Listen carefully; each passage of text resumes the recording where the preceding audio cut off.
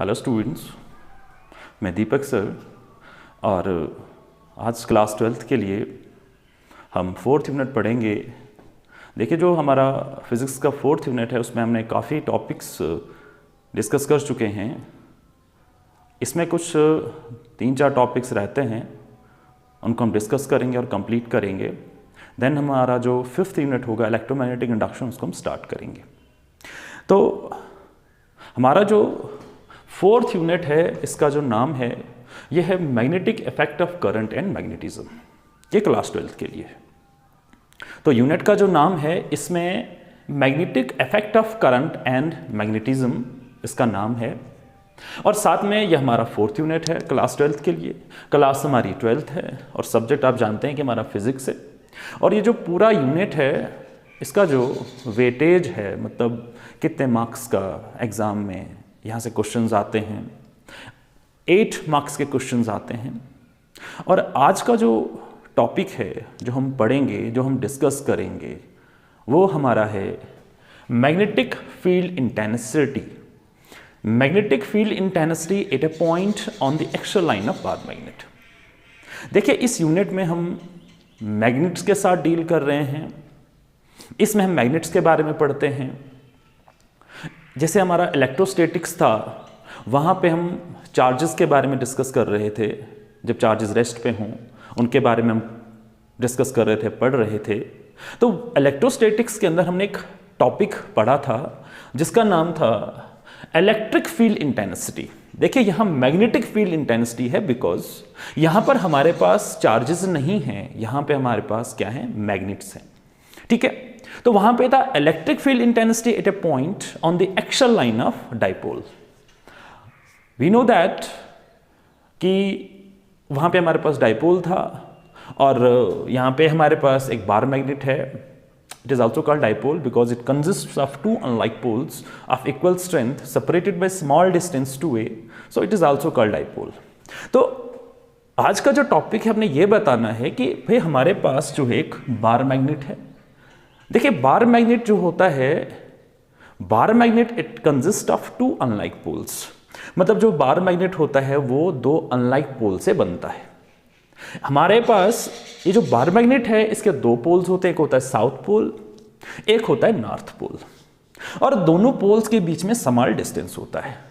And इस समान distance को हम डेनोट करते हैं 2a से, where 2a is a distance between south and north pole. And we are supposing that O be the center of an electric dipole. अगर इस डाइपोल की जो टोटल लेंथ है वो 2a है, अगर हम मानते हैं इस डाइपोल का सेंटर O है, तो जाहिर सी बात है SO जो डिस्टेंस होगा वो हम स्मॉल a लेंगे और ON जो डिस्टेंस होगा वो a होगा, because a plus a again twice of a। आज हमने करना क्या है, हमारा एम ये है, आपके पास एक बार मैग्नेट है। इस बार मैग्नेट के एक्स एक्सिस पर आप एक पॉइंट P कंसीडर करेंगे। Now that is called axial line. ठीक है, तो इस बार मैग्नेट के एक्स एक्सिस के ऊपर आप एक पॉइंट P कंसीडर करेंगे और देखेंगे इस पॉइंट P के ऊपर इस बार मैग्नेट की वजह से कितना फोर्स लग रहा है। और फोर्स का मतलब इस पॉइंट P के ऊपर ये बार मैग्नेट कितना फोर्स लगा रहा है, मतलब कितना मैग्नेटिक फील्ड है, कितना मैग्नेटिक फील्ड लग रहा है और उस मैग्नेटिक फील्ड का मैग्नीट्यूड कितना है। मतलब हमने बताना है कि इस पॉइंट P के ऊपर कितना मैग्नेटिक फील्ड इंटेंसिटी होगा due to this bar magnet. But we know that कि हमारे पास जो बार मैग्नेट है it consist of 2 unlike poles, south pole and north pole. देखिए, पॉइंट P पर 2 फोर्सेस लगेंगी। पहली, पॉइंट P के ऊपर साउथ पोल भी फोर्स लगाएगा और पॉइंट P के ऊपर नॉर्थ पोल भी फोर्स लगाएगा। तो सबसे पहले हम क्या करेंगे, सबसे पहले हम देखेंगे इस पॉइंट P के ऊपर इस बार मैग्नेट का जो साउथ पोल है वो कितना फोर्स लगा रहा है और उसका मैग्नीट्यूड कितना है, हम निकालेंगे। जैसे यहां पे हमने लिखा है calculation of B1, where B1 is a magnetic field intensity at point P due to the south pole। और यहाँ पे हम यूज करेंगे कोलम्स लॉ और यहाँ से हम बता सकते हैं कि भाई पॉइंट P पे कितना फोर्स लगेगा ड्यू टू साउथ पोल। इसी तरीके से अब हम देखेंगे कि इस पॉइंट P के ऊपर इस बार मैग्नेट का जो नॉर्थ पोल है ये कितना फोर्स लगाएगा और उसका इंटेंसिटी कितना होगा, तो हम निकालेंगे। उसके बाद हम देखेंगे कि इस पॉइंट P के ऊपर कितना टोटल फोर्स लगेगा due to this whole dipole.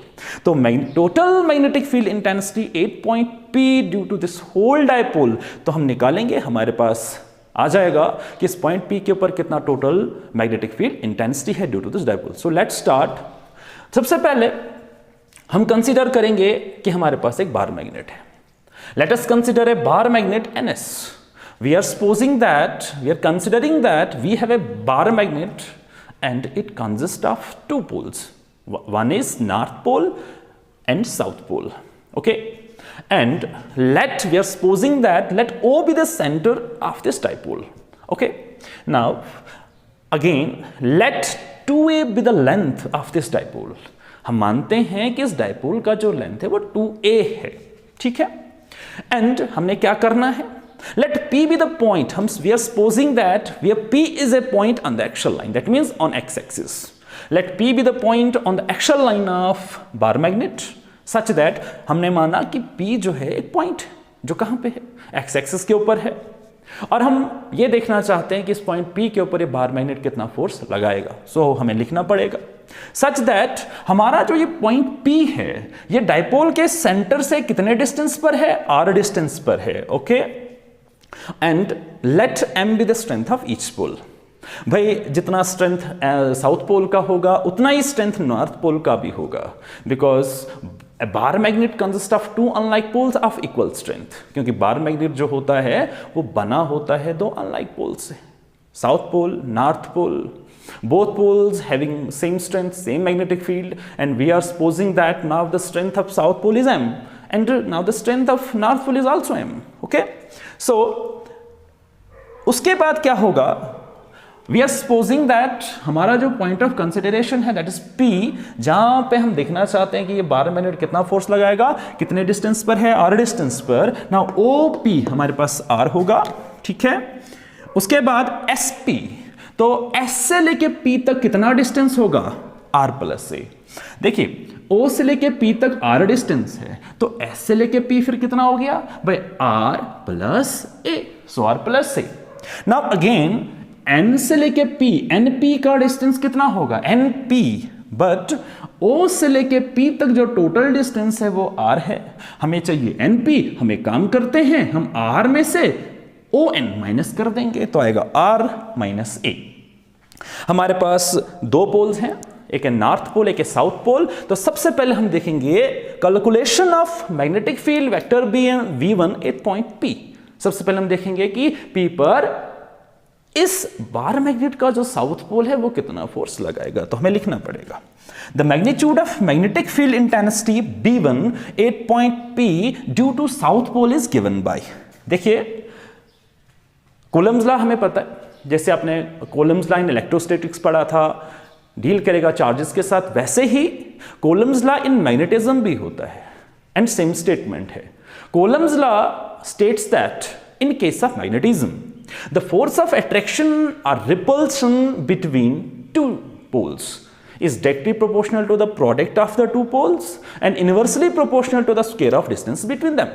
ठीक है, जैसे Coulomb's law in case of charges case में यहां पे 1/4 पाई एप्सिलॉन नॉट होता था, जो हमारा कांस्टेंट ऑफ प्रोपोर्शनैलिटी होता था एसआई सिस्टम के अंदर, वो उसकी वैल्यू होती थी। वैसे ही यहां पे नाउ B1, बिकॉज हम मैग्नीट्यूड निकाल रहे हैं, हम देख रहे हैं कि पॉइंट P पर साउथ पोल कितना फोर्स लगाएगा, तो मैग्नीट्यूड हमारा जो होगा now B1 is a magnetic field intensity 8 point P due to south pole. Now μ0/4 pi, where μ0 is absolute permeability of free space having value μ0 equal to 4 pi into 10 की power -7 Tesla, because magnetic field का जो unit होता है वो Tesla होता है और current का एम्पियर एंड मीटर। ठीक है, तो μ0 हमारे पास absolute permeability of free space है जिसकी वैल्यू है 4 पाई इंटू 10 की power -7 tesla per ampere per metre. Okay, now μ0/4 pi. Now M, where M is the strength of south pole, and what do you mean by R plus A, where R plus A is a distance from south pole S to P ना R plus से, तो SP हमारे पास जो distance होगा R plus से, but according to the Coulomb's law of magnetism हमें distance का स्क्वायर लेना पड़ेगा. So this is our required magnetic field at point P due to the south pole. And यहां पर जो इस मैग्नेटिक फील्ड की डायरेक्शन होगी वो अंदर की तरफ होगी, टुवर्ड्स PS. ठीक है. नाउ अगेन हमारे पास नॉर्थ पोल भी है. So magnetic field intensity at point P due to north pole is given by, so the magnitude of magnetic field at point P due to north pole is given by, again we are using here Coulomb's law of magnetism. So now B2 is equal to mu naught by 4 pi. Now m is the strength of north pole and r minus is the distance between north pole and point P. कितना है हमारा r minus a. ठीक है. और यहां पर जो B2 की, where B2 is a magnetic field intensity at point P due to north pole, इसकी डायरेक्शन बाहर की तरफ होगी along PX. सो हमें पता चल गया कि पॉइंट P के ऊपर साउथ पोल कितना फोर्स लगाएगा, पॉइंट P के ऊपर नॉर्थ पोल कितना फोर्स लगाएगा, उसका मैग्नीट्यूड कितना होगा. ओके, हमारे पास आ गया. अब हम देखेंगे कि कितना टोटल फोर्स लगेगा. Now total magnetic field intensity at point P due to the whole dipole. देखिए हमने कुछ नहीं करना है, हमने क्या करना है. Now B, where B is the total magnetic field intensity at point P. So हम यहाँ पे मॉडुलस लगाया, we are dealing with magnitude. now modulus of factor B2 minus modulus of factor B1. ठीक है. तो पहले B2 की value आपके पास है, B1 की वैल्यू आपके पास है. ना B2 की वैल्यू है mu nought by 4 pi m by r minus a का square minus mu nought by 4 pi m by r plus a का स्क्वायर. अगर आप देख रहे हैं तो mu nought by 4 pi m दोनों में सेम है, मतलब यहाँ पे भी mu nought by 4 pi m है, यहाँ पे भी है, बीच में सब्ट्रैक्शन का साइन है, हम उसको कॉमन कर सकते हैं, बाहर रख सकते हैं. तो हम क्या करेंगे, म्यू नॉट बाई 4 पाई बाहर, यहाँ पे भी है, यहाँ पे भी m बाहर रखेंगे. अंदर हमारे पास रहेगा 1 minus 1 by R minus A का स्क्वायर 1 बाई आर प्लस का स्क्वायर, क्रॉस मल्टीप्लाई कर दे आप. नाउ आर प्लस ए का square minus R minus A का square whole divided by R minus A का square into R plus A का square. यहाँ पे a प्लस बी का होल स्क्वायर है, यहाँ पे a माइनस बी का होल स्क्वायर, आप इसको लगा सकते हैं, यूज कर सकते हैं. Now a square plus B square plus 2ab 2ra.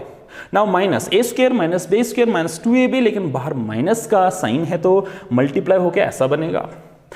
Are square positive है, आर स्क्वायर नेगेटिव है, cancel, R square positive R square negative cancel, यहाँ पे रहेगा 2ra प्लस 2ra ना 4ra होल डिवाइडेड बाय आपके पास a माइनस बी का whole square होता है, तो a माइनस बी का r माइनस ए का स्क्वायर, इसको हम लिख सकते हैं r minus A 2 times, r plus A को हम लिख सकते हैं r plus A. Okay, now बात तो सेम रहेगा ना, 4ra whole divided by r minus A r plus A, r minus A r plus A, क्योंकि हमारे पास एक आइडेंटिटी बन जाएगी जो कि है a square minus B square. Now a square minus B square किसके बराबर होता है, a minus B a plus B.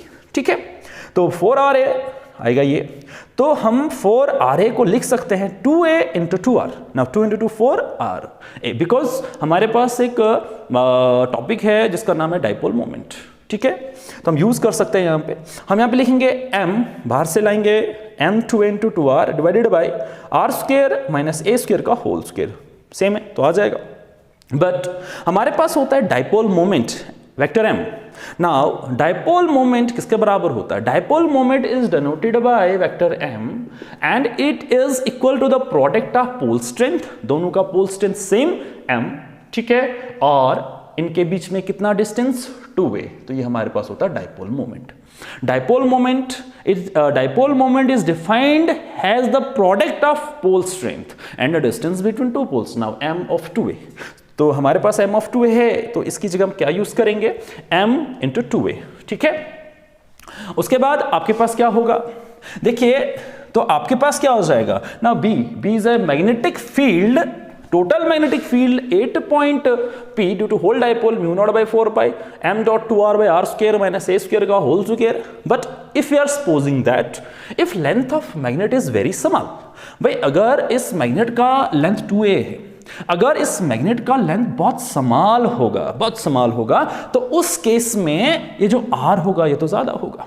तो पॉइंट P का मतलब r डिस्टेंस जो आपके पास पॉइंट P है डाइपोल के सेंटर से काफी डिस्टेंस पर होगा, तो इसका लेंथ भी ज्यादा होगा. तो उस टाइम पर हम सपोज करते हैं if r square, where r square is a distance between center of the dipole and P, so R square is greater than a square, तो इस केस में हम मानते हैं कि जो आर स्क्वायर होगा वो किसके बराबर होगा, जो ए स्क्वायर हो आर स्क्वायर के बराबर होगा।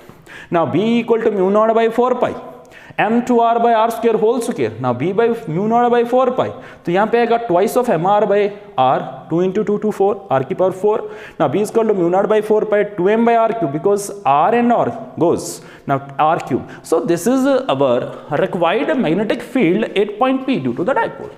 So यही हमको चाहिए था, यही हमने बताना था कि पॉइंट P के ऊपर इस डायपोल की हेल्प से कितना मैग्नेटिक फील्ड लगेगा। Okay, thank you.